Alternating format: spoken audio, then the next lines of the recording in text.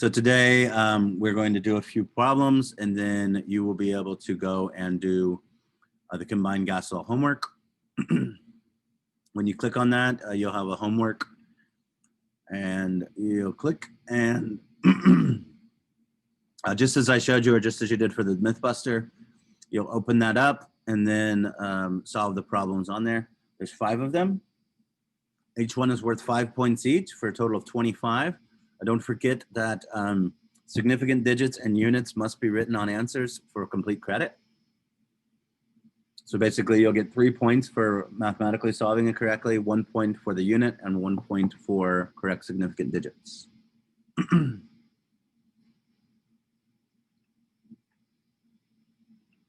So let's take a look.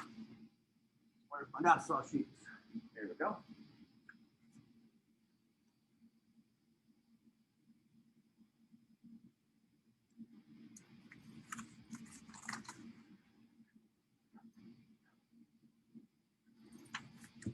So I'm on page 13, which is like all the math stuff for this unit.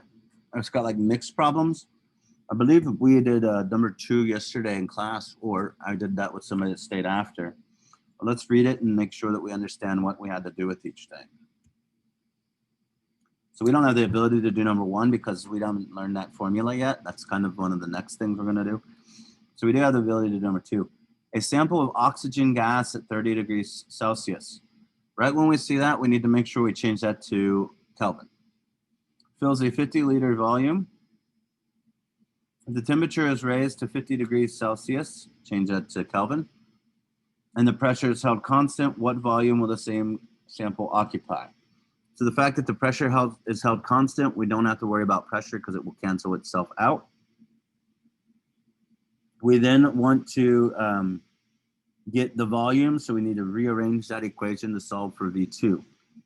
That means we multiply both sides by T2.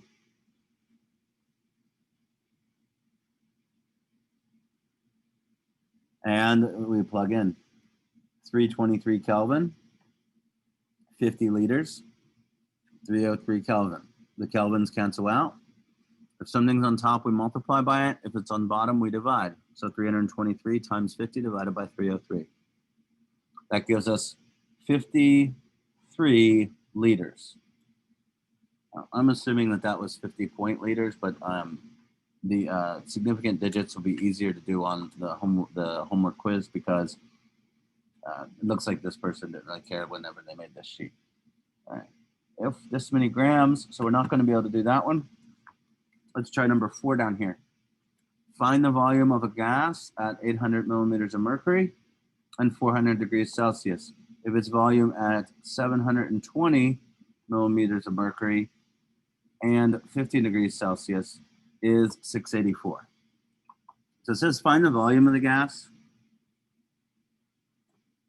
So I'm going to just make that V2. So that will be P2 and this will be T2. I don't have my watch on today. I got to press buttons like a sucker. 40 plus 273. That gives us 313.0 Kelvin. If it's volume at P1 and T1, I should probably be able to do that in my head, but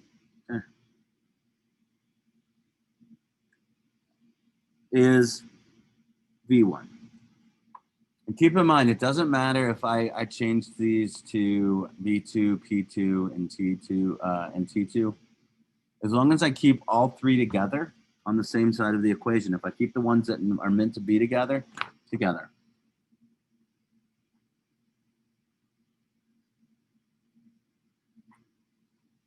I know your teachers, a lot of people tell me that they learn plug and chug or whatnot. It is easier to manipulate this equation before I do anything.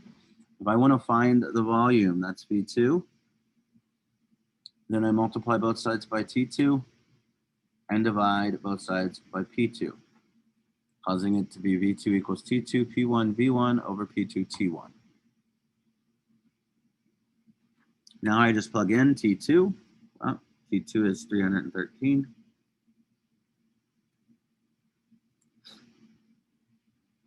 P1 was 720.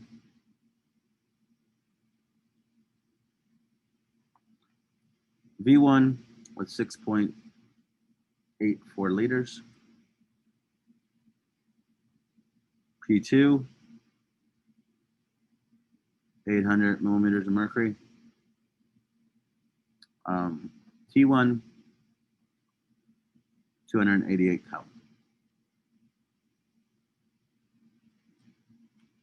Now, if we take a look at this, we can see the Kelvin and the millimeters of mercury will both cancel out, leaving us with liters, which means we probably set this problem up right because we wanted volume, which is in liters. So anything on top, I'm just going to multiply 313 times 720 times 6.84. And then I'm going to divide by anything on bottom. Divided by 800, divided by 288. It gives me 6.69 liters. Let me check my significant digits, 3, 4, 4, 4, and 4. So that is 6, I got 3 significant digits, 6.69. Let's see if that makes sense. The find the volume at this and this. The temperature went up, which would make us think that the pressure would, that the volume would go up, but the pressure also went up, which would indicate that the volume would probably go down. It is pretty close to the other one, which means that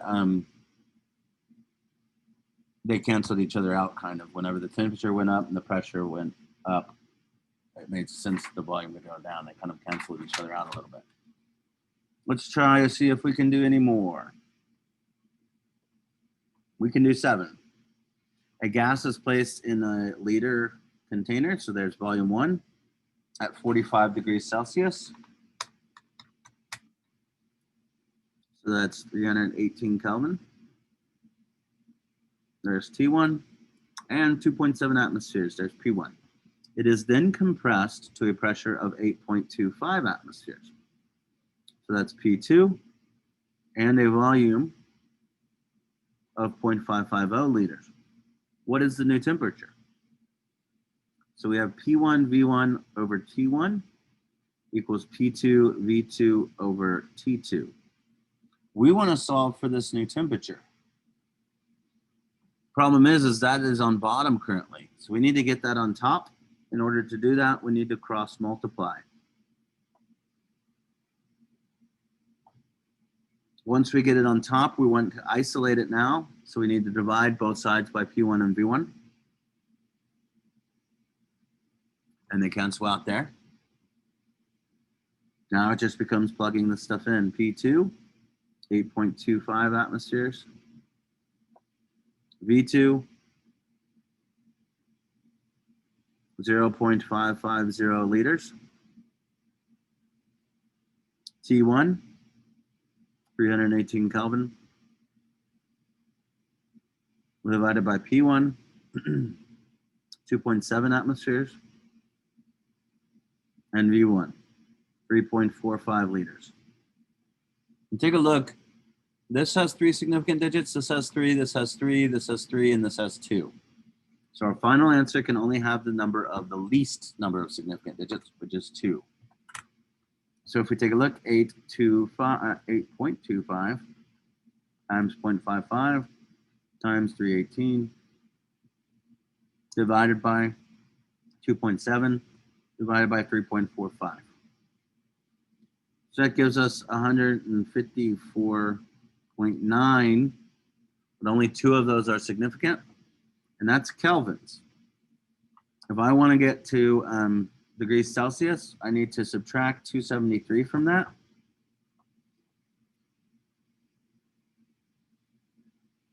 And that gives me negative 118. But again, all I can have is 2 significant digits there. So that's going to be 120 degrees Celsius, and that will be negative.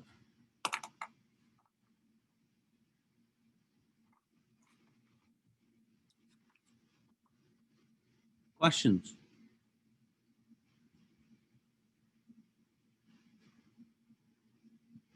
All right. So then, if you have questions, I'll be here obviously until 8:35. But I'm going to give you the next half hour to work through the combined gas law homework quiz. And tomorrow we will not be meeting because we have the Smithbusters. Strangely enough, as was determined yesterday, many of you had did it already. So that gives those of you that have already done it, it looks like you've got the day off tomorrow. It is 20 minutes long. And as always, when you answer these, make sure you use complete sentences. Do not use sentence fragments. Always use complete sentences when answering the Mythbusters. Have a good day. If you do have questions, by all means, come back around.